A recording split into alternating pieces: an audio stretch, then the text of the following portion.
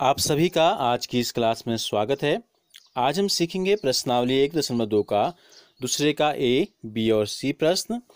इस वीडियो को पूरा देखने के बाद आपको ये कैसी लगी कमेंट बॉक्स में ज़रूर बताइए।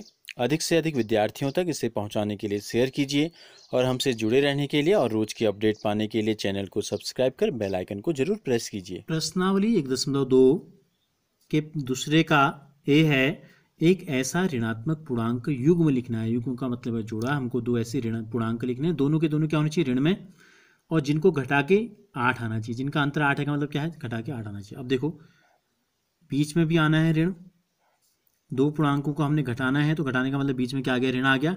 और हमसे कहा गया है पूर्णांक का जो युग्म होगा जोड़ा वो कैसा होगा, दोनों भी संख्या ऋण में होनी चाहिए। और उत्तर लाना है धन में। उत्तर क्या लाना है, अब आप ये देखो क्या है, ऋण गुणा ऋण क्या होता है, धन। तो यहाँ पर क्या आ जाएगा, धन। ये संख्या ऋण में है, ये संख्या धन में है, और उत्तर हमको लाना है धन 8। 8 का मतलब क्या है, धन 8 है। तो जब एक संख्या धन में होती है, एक संख्या ऋण में होती है, तो क्या करते हैं, घटाते हैं, और चिन्ह आता है बड़ी संख्या का। यानी कि हमको घटा के लाना है 8। किस में से कि 10 में से 8, 2 घटा के कितना आता है 8।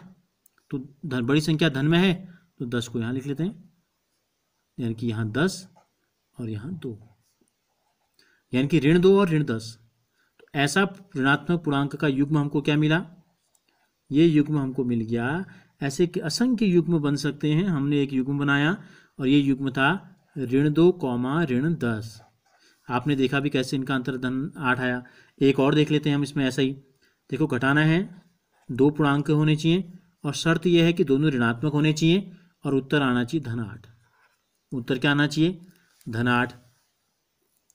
तो अभी हमने कहा कि ऋण गुणा ऋण क्या हो जाएगा, धन हो जाएगा। ये संख्या किस में है, ऋण में ही रहेगी। ये संख्या आ गई धन में। जोड़ के उत्तर कितना लाना है, जोड़ के या घटा के 8 लाना है। एक संख्या धन में होती है, एक संख्या ऋण में होती है, तो घटाते हैं, चिन्ह आता है बड़ी संख्या का। तो बड़ी धन चिन्ह आया है, तो इसका मतलब जो बड़ी संख्या हम लेंगे वो क्या है, धन वाली संख्या बड़ी होगी, ऋण वाली संख्या छोटी होगी। तो हम क्या करेंगे, अब इसको बड़े लें। कितनी ऐसी दो संख्याएं जिनके अंतर क्या होता है, 8 होता है, वो हम ले लेते हैं। जैसे हमने एक संख्या यहाँ क्या ली थी, 10 और 2 ली थी, हम यहाँ 20 ले लेते हैं, माना एक संख्या। तो 20 में से कितना घटाएं कि 8 आ जाए, 12। तो ये हो जाएगा ऋण 12 और ये हो जाएगा ऋण 20। तो हमको जो युग्म बताना था वो युग्म हमारा आ गया ऋण 12, ऋण 20। दोनों क्या है, दोनों ऋणात्मक है। हमसे कहा था दोनों ऐसा ऋणात्मक पूर्णांक युग्म लिखना है। तो ये हो गया ऋणात्मक पूर्णांक युग्म, ऋणात्मक पूर्णांक। आप ऐसे ही असंख्य निकाल सकते हैं। तो कम से कम 5 अपने मन से ऐसे, जैसे मैंने आपको बताया, ऐसे निकालने की कोशिश कीजिएगा। अब देखो बी में जो क्या पूछा है, इसी के दूसरे के बी में हमसे पूछा है एक ऋणात्मक पूर्णांक व एक धनात्मक पूर्णांक लिख के जिनका योग ऋण 5 है। अब हमें क्या करना है, जोड़ना है। एक संख्या होनी चाहिए, कहा गया है हमसे ऋणात्मक। पहला पूर्णांक हमने अगर ऋणात्मक लिया तो दूसरा हमको लेना है धनात्मक, और उत्तर आना है ऋण 5। एक ऋणात्मक पूर्णांक और एक धनात्मक पूर्णांक लिखिए जिनका योग ऋण 5 है। तो हम इसको ऐसे लिखेंगे। अब देखो धन गुणा धन क्या होता है, ये हो जाएगा धन। यहाँ की संख्या आएगी ऋण में, यहाँ की संख्या आएगी धन में, और उत्तर आएगा ऋण में। तो अभी मैंने आपको पहले वाले सवाल में बताया, एक संख्या अगर धन में होती है, दूसरी संख्या अगर ऋण में होती है, तो घटाते हैं, चिन्ह आता है बड़ी संख्या का। तो घटाने का मतलब क्या है, बड़ी संख्या का चिन्ह आया है, बड़ी संख्या ऋण चिन्ह आया है, तो इसका मतलब ऋण वाली संख्या बड़ी लेंगे और धन वाली संख्या छोटी लेंगे। अगर हमने इसको 15 ले लिया तो घटाना है, घटा के 5 कैसे आएगा, 15 में से कितना घटाएंगे, 5 आएगा, 10। तो ये हो गई धन 10 और ये हो गई ऋण 15। तो हमको युग्म जो बताना था वो युग्म हमारे को क्या प्राप्त हो गया, ऋण 15, धन 10। तो इस प्रकार से कई युग्म आप निकाल सकते हैं। एक युग्म हमने आपको निकाल के दिखाया, कम से कम 5 युग्म आप स्वयं निकालेंगे। सी है एक ऋणात्मक पूर्णांक और एक धनात्मक पूर्णांक लिख के जिनका अंतर ऋण 3 है। अब हमको लेना है, एक अंतर दे दिया, दो पूर्णांकों का अंतर हमको है लाना है, उत्तर ऋण 3।